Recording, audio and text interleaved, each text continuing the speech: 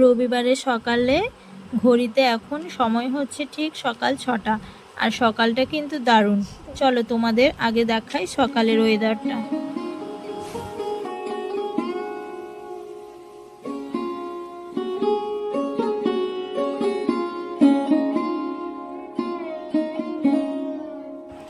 সকালবেলা আমার সকালে যে কাজ থাকে সেসব করে মেয়েকে পড়তে বসাই। আর ও তো এখন অনেকটাই ছোট, তাই ওকে সকাল টাইমটায় আমি খুব বেশি সময় পড়াই না। জোর হলে আধ ঘন্টা পড়াই, তারপর ও 8টার সময় স্কুলে যায়, 8টা থেকে 10:30 পর্যন্ত স্কুলে থাকে। আর বিকেলে টিউশন পড়ে, সন্ধ্যাবেলা একটু পড়াই। তাই জন্য আমি অতটা ওকে চাপ দিয়ে পড়াই না, মোটামুটি যেটুকু করানো দরকার সেটুকুই করাই। Hello everyone, good morning. আমি শেফালি নতুন একটা সকালে নতুন একটা ব্লগে তোমাদের সবাইকে অনেক স্বাগত জানাচ্ছি। আর সকালটা এত সুন্দর মিষ্টি সকাল, হালকা হালকা রোদ দিচ্ছে। আর সকালটা সবসময় ভালোই হয়, তাই না বলো? আমি এখন শেষটাকে মুড়িটা খাইয়ে দিচ্ছি, ও খেয়ে একটু খেলা করবে। আর ও সত্যি প্রচণ্ড চঞ্চল, তোমরা ওকে ভিডিওতে দেখে বুঝতে পারবে। এখন অনেক রাত হয়ে গেছে। মিথ্যে কথা বলছিস কেন? এখন রাত হয়ে গেছে, এখন মাত্র সকাল। গুড মর্নিং বলতে হয় সকালে। Good morning. সরি বলো বন্ধুদেরকে, মিথ্যে কথা বলেছো। সরি। বলো আমি আর মিথ্যে কথা বলবো না। আমার মিথ্যে কথা বলবেন।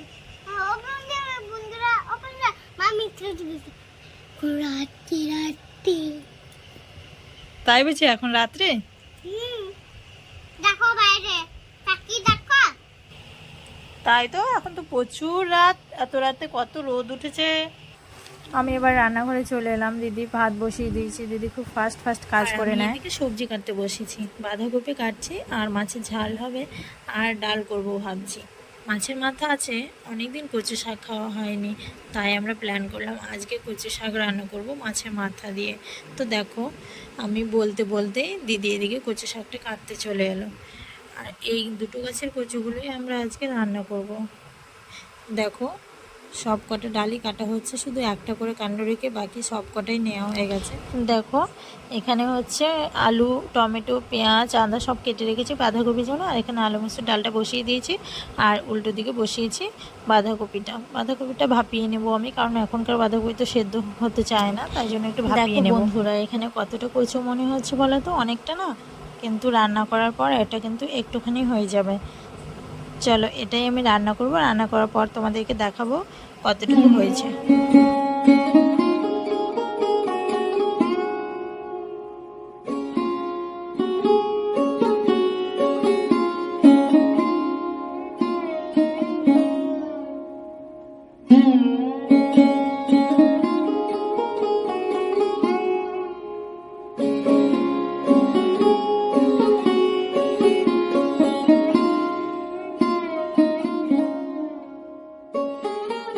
সরষে মাছের ঝালটা কমপ্লিট হয়ে গেছে, এবার বাকিগুলো করে নেবে একে করে।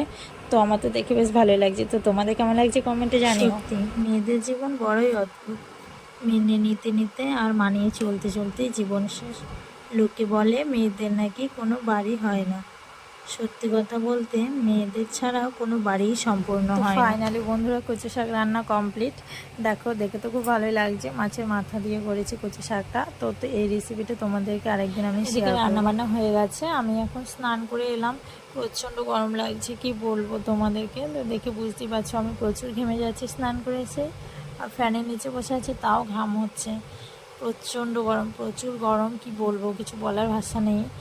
আর আমি দেখো জানালায় জামা কাপড়গুলো মেলে দিচ্ছি, কারণ এত রোদের তাপ, বাইরে যেতেই পারছি না একদম। আর মেয়েকে বলেছিলাম ক্যামেরাটা করে দিতে, তো ক্যামেরার যা হাল দেখেছো মেয়েই করেছে ক্যামেরাটা, ওই জন্য এরকম। তো চলো দুপুরবেলায় খাওয়া দাওয়া কমপ্লিট করি, দিয়ে বিকেলে আবার তোমাদের সাথে গল্প করছি, চলো দেখতে থাকো। আর দেখো বিকেলে আমরা চলে এলাম মাঠে বসতে, কারণ বাড়িতে যেখানে যাচ্ছি সেখানে গরম, মাঠে একটু হাওয়া দিচ্ছে, তাই এখানে বসতে এলাম। বাচ্চাগুলো আছে খেলছে ওরা। তো বন্ধুরা এখন বাজে রাত 9:30, আর আমি কি বানাচ্ছিলাম রিলস ভিডিও, তো ভাবলাম তোমাদেরকে আমি এখানে টাটা বলে দিই। তো চলো ভিডিওটা এই অবধি থাকলো, আর ভালো লাগলে লাইক কমেন্ট শেয়ার করে দিও। চলো টাটা, গুড নাইট।